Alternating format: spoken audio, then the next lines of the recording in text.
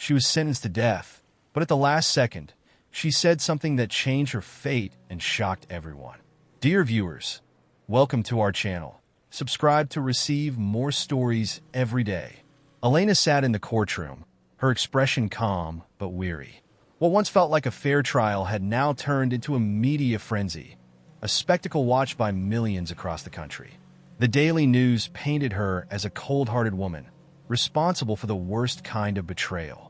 Her case, originally about a simple financial dispute gone horribly wrong, had now become a nationwide obsession. Headlines screamed accusations of greed, corruption, and negligence, transforming her into a monster in the public's eye. News outlets competed for the most sensational angles, often at the expense of the truth. The courtroom was packed every day, with people eager to witness the downfall of a woman accused of embezzling millions from an orphanage fund. They weren't interested in the facts of the case, only in the drama of it all. Activists, the curious, and the hateful gathered daily, holding signs with slogans like "Justice for the Children" and "No Mercy for Elena." Outside the courthouse, protesters held rallies, their anger stoked by the false narratives fed by the media. Victor, the prosecutor, was determined to win. He stood confidently before the jury, his voice full of self-righteous conviction. "Ladies and gentlemen," he began, "what we have here is an individual so corrupt, so devoid of basic human decency, that her actions have caused the suffering of hundreds of innocent children. How can anyone be so heartless, so cruel?" The jury watched him, captivated by his performance. Elena's lawyer, a court-appointed attorney named Michael, rose to his feet, struggling to turn the tide of public opinion.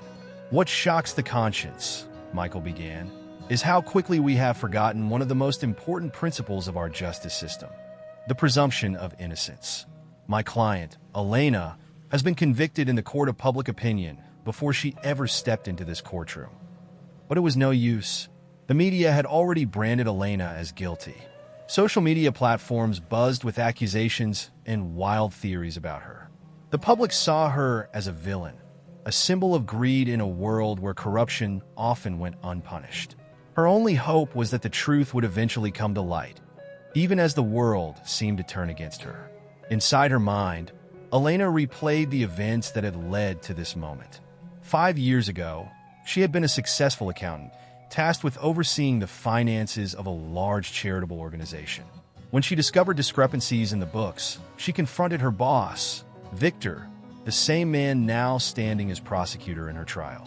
But instead of addressing the issue, Victor had twisted the situation, shifting the blame onto Elena. Now here she was accused of embezzling money she had never touched. As the days of the trial passed, Elena's hope began to fade. The evidence presented against her was circumstantial but damning. Her quiet dignity in court only fueled the public's curiosity. How could someone accused of such a heinous crime remain so calm? Reporters speculated about her demeanor, some calling it arrogance, others labeling it as the cold indifference of a sociopath.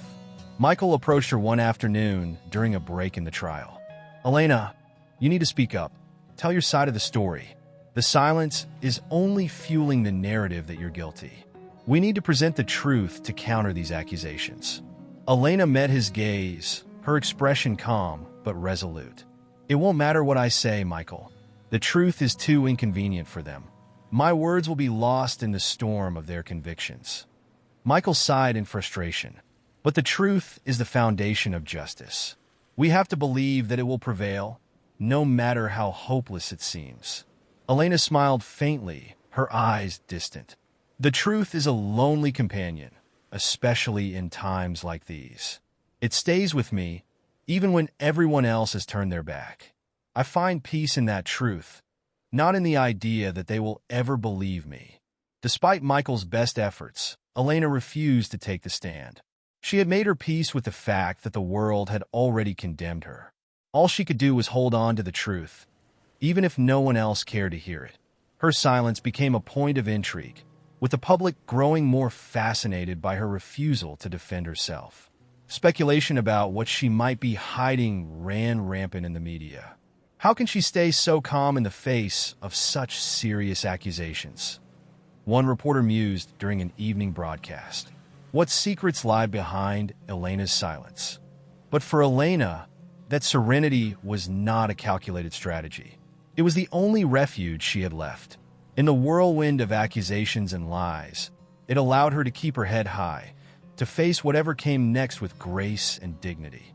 The night before her execution, Elena sat alone in her cell. The air was thick with the quiet anticipation of what was to come. In the darkness, her thoughts wandered to the distant memories of the life she once had. A life where she was respected and trusted, where she had control over her own destiny. Those days felt like they belonged to another person now. As she waited, the heavy footsteps of a visitor echoed through the cold prison halls. It was Victor. He stood before her cell, his face illuminated by the faint light from the hallway. His expression was one of cold satisfaction. "I thought I'd come see how you're spending your final hours, Elena," Victor said, his voice filled with a mocking undertone. "It's quite enlightening." Elena rose to her feet, meeting his gaze with quiet defiance. "Have you come to gloat, Victor? To take pleasure in the suffering you've caused?" "Gloat? No," Victor replied, a cruel smile playing on his lips. "I just wanted you to know that you've lost. Your pain, your end, it's my revenge. It's all I have left now." Elena watched him, unmoved. "You think this is revenge? My pain will be over soon. But you'll have to live with what you've done. With the lies you told, the lives you ruined. That's worse than any execution." Victor's face hardened as he stepped closer to the bars. "Don't underestimate my hatred, Elena. Tomorrow, you'll be gone, and I'll still be here victorious. You can take my life, Victor, but you'll never erase the truth. It will live on long after I'm gone, while your lies will die with you." For a moment, Victor seemed shaken, as if her words had pierced through his cold exterior. But he quickly recovered, his expression hardening once again. "Enjoy your last few hours, Elena, because they're all you have left." With that, Victor turned and walked away, leaving Elena alone in the suffocating silence of her cell. His visit had brought no comfort, no resolution, only a reminder of the betrayal and loss she had endured. Yet it also strengthened her resolve. No matter what happened the next day, she would hold on to the truth. It was all she had left. In the execution chamber, a heavy silence filled the room. The air felt thick, almost suffocating, as prison officials, journalists, and a small group of witnesses gathered to observe Elena's final moments. The gravity of the situation was palpable, with each person present feeling the weight of what was about to occur. Elena, her wrists and ankles bound, was led to the chair that would end her life. Her face, though pale, reflected a defiant calm. Her eyes scanned the room, lingering briefly on each face before resting on Victor, who stood in the back, his face betraying a mixture of discomfort and anxiety. As the execution officer approached to ask if she had any last words, Elena took a deep breath. The room seemed to hold its collective breath with her. "Yes," she said, her voice cutting through the silence like a knife. "What I'm about to say will change everything." The room stirred with a murmur of anticipation. Victor shifted uncomfortably, his usually confident posture now betraying a hint of unease. Elena locked eyes with him, her gaze steady and unyielding. "I am not guilty of the crime you think I committed," Elena declared. "The truth has been hidden for too long, and it's time it comes to light." Victor's eyes widened in disbelief, his face flushing with anger. "This is absurd. She's trying to manipulate the system," he shouted. But there was a tremor in his voice that belied his fear. Elena continued, ignoring his outburst. "5 years ago, when I discovered the discrepancies in the accounts, it wasn't me who was stealing. It was Victor. He shifted the blame onto me to protect himself, and now he's about to watch an innocent woman die for his crimes." The room erupted into chaos. The execution officer hesitated, glancing at the warden, unsure of what to do. The murmurs grew louder as everyone processed the weight of Elena's words. One of Elena's attorneys quickly stepped forward. "We demand an immediate suspension of this execution. There is new evidence that needs to be investigated." Victor, now visibly shaken, tried to maintain control. "She's lying. This is a desperate attempt to save herself," he insisted. but doubt had already taken root in the room. The warden, a man in his late 50s with a stern expression, nodded to the officer. "Suspend the execution. We need to investigate this claim." As Elena was unshackled and led away from the chair, she exchanged one final look with Victor. It was a look of quiet victory, of a truth long buried finally emerging into the light. For the first time in years, Elena felt a spark of hope. The truth was finally beginning to crack the surface of the lies that had held her captive for so long. In the aftermath of Elena's stunning revelation, an urgent investigation was launched. The authorities began to unravel the threads of Victor's deception, and the truth was darker than anyone had anticipated. The media, once so eager to paint Elena as a villain, now scrambled to cover the emerging scandal that implicated Victor in one of the most shocking betrayals in recent memory. Victor was brought in for questioning.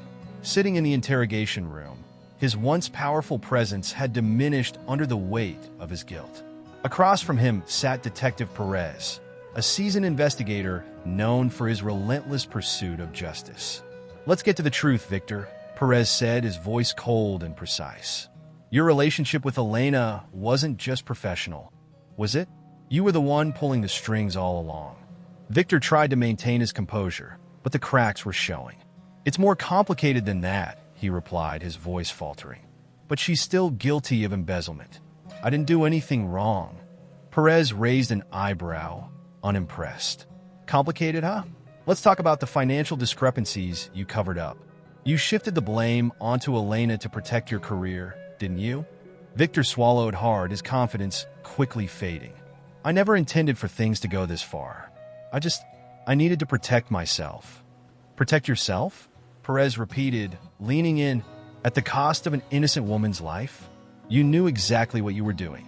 Meanwhile, a team of investigators pored over the financial records that had once incriminated Elena. What they found confirmed her story. Victor had falsified documents, manipulated the system, and used his position to frame Elena for crimes she hadn't committed. The evidence was undeniable. As the truth came to light, the public was left in shock. The man who had once been seen as a champion of justice had orchestrated one of the most elaborate cover-ups in recent history. The media, which had so eagerly condemned Elena, now scrambled to cover Victor's fall from grace. With the new evidence in hand, the case against Elena was overturned. She was released from prison, her name cleared at last.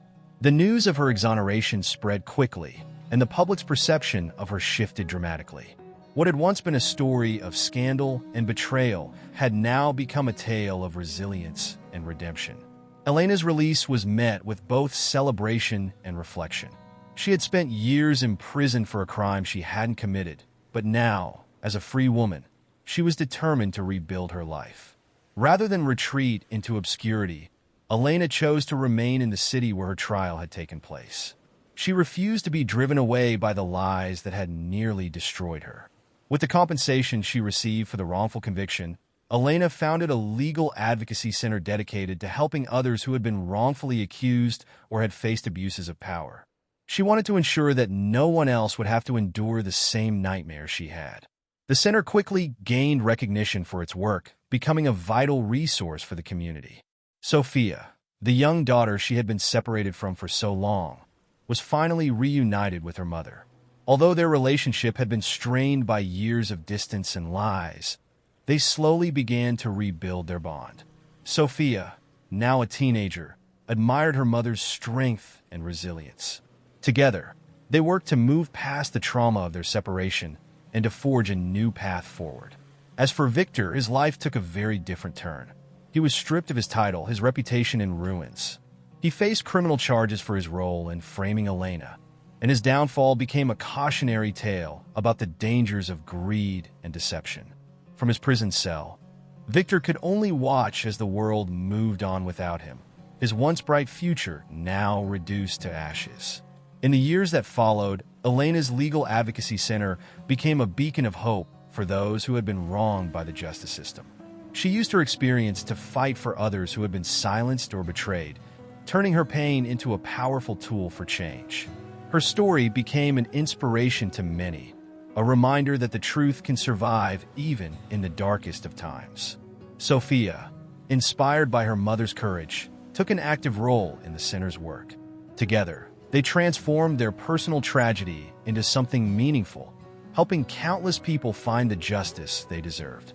Their bond, once fractured by lies, grew stronger as they worked side by side. At a fundraiser for the center, Elena stood before a room filled with supporters, donors, and those whose lives she had touched. Sophia stood proudly by her side, the embodiment of the hope and strength that had carried them through their darkest days. "I want to thank each and every one of you for your support," Elena began, her voice steady and strong. "This center was born out of pain, but it has become a place of healing and hope. We are here to fight for those who have been silenced, for those who have been wronged. Together, we can make sure that justice is not just a word, but a reality." The audience erupted into applause, their admiration for Elena and her mission evident. Sophia took the microphone, her voice filled with emotion. "My mother is the strongest person I know," she said, her eyes shining. "She taught me that no matter how hard life gets, we can always rise above it. Together, we're going to make sure that no one else has to go through what she did."